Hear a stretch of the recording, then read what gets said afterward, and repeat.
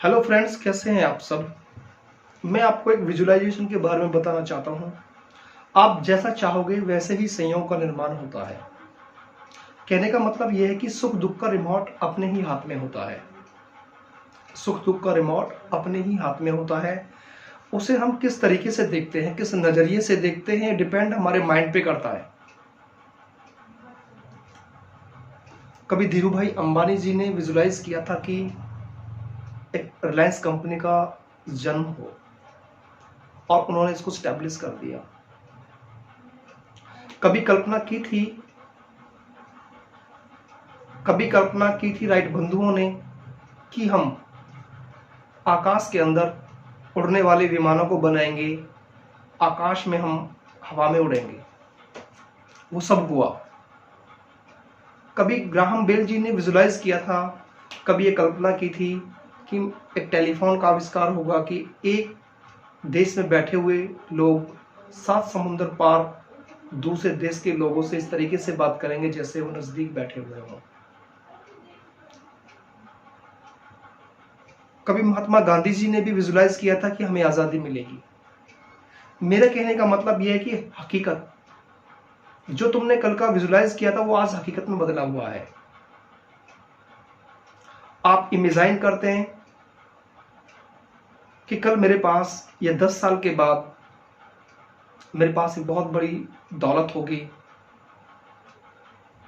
Farm house होगा, बड़ी बड़ी कोठियां होंगी, मकान होंगे, इतना बड़ा नेटवर्क होगा, इतना बड़ा कुछ मेरे पास एम्पायर होगा। 10 साल का आपने डेट डाल के उसको लिख दिया।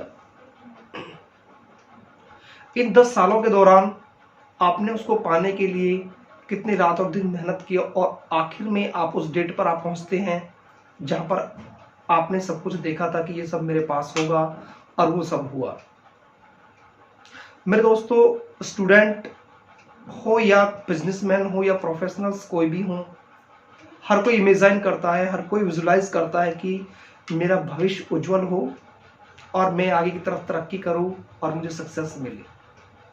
कौन नहीं है इस दुनिया के अंदर जो सक्सेस चाहता है। हर कोई इंसान सक्सेस चाहता है, लेकिन पावर को कोई नहीं जानना चाहता। इस विजुअलाइजेशन की पावर को कोई नहीं जानना चाहता कि उसके लिए हमें सेक्रीफाइस क्या क्या करना पड़ता है। क्या आपको लगता है कि ऑरविल और वॉरविल राइट बंधु जिन्होंने आकाश में उड़ने वाले विमानों को बनाया था, क्या उन्होंने ख्वाब देखते ही उसको रातों रात क्रिएट कर दिया था? नहीं दोस्तों, उनकी स्ट्रगल भरी स्टोरी आपको सुनने को मिल जाए तो शायद आप भी रोमांचित हो उठेंगे। उन्होंने रिक्शे पे बैठ करके अखबार बेचे, साइकिल की दुकान खोली, पैसे जुटाए, और ना जाने क्या क्या चीज़ों को उन्होंने एलोकेट किया, और तब जाकर के एक वो निष्कर्ष पे पहुंचे। 20 साल लग गए उनको, 25 साल लग गए, और तब जाके उन्होंने इस चीज़ को डेवलप किया। तो एक ये विजुअलाइजेशन की पावर थी उनके माइंड के अंदर कि जो आज हम विजुअलाइज कर रहे हैं वो आने वाले फ्यूचर में एक ना एक दिन हमारे सामने एक स्टैंड बन के खड़ा होगा। एक स्टूडेंट भी सोचता है कि मैं 10th क्लास में 1 साल के बाद मेरे 90% मार्क्स आए, मेरे 95% मार्क्स आए, मैं एक प्रोफेशनल सीए अच्छा बनूं, मैं डॉक्टर बनूं, इंजीनियर बनूं। हर इंसान के अंदर एक विजुअलाइजेशन पावर होती है, वो उसको सोचता है और फिर धीरे धीरे उसको डेवलप करता है। तो कामयाबी के लिए सबसे पहले आपको विजुअलाइजेशन करना पड़ेगा।